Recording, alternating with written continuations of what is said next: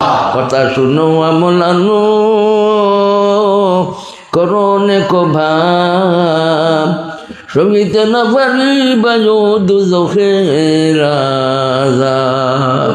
আমরা কথা শুনবো, আমল করব, আত্মা ঠিক করব, আত্মা ঠিক করব। আত্মা ঠিক হইলে আমার নমাজের মাঝে খুশু আইব, আত্মা ঠিক হইলে জিকিরও মজা আইব, আত্মা ঠিক হইলে নমাজও মজা লাগবো, আত্মা ঠিক হইলে তেলাওয়াত জানে চাইব, আত্মা ঠিক হইলে আগে আগে মসজিদে আইবার মনে কইব।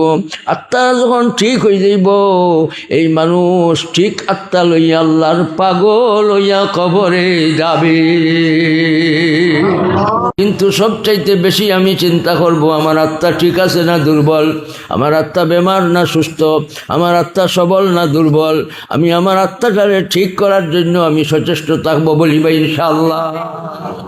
নিজে পিছে আমার ভাই আগে, আমি খারাপ আমার ভাই উত্তম, আমার ভাই গুণী আমি বেগুনি, এই মনোভাব নিয়ে যে মানুষটা চলে এই মানুষটার মাঝে কিমত আছে, ফল আছে, গুণ আছে। এই মানুষের দরজারে আল্লাহ তাআলা বাড়াইয়া দিলেন। সুবহানাল্লাহ।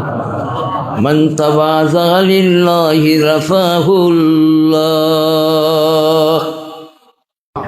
मर्जी तेरी हरक जैसी पेश नजर है, बस उसकी ज़बां पर ना अगर है न मगर है।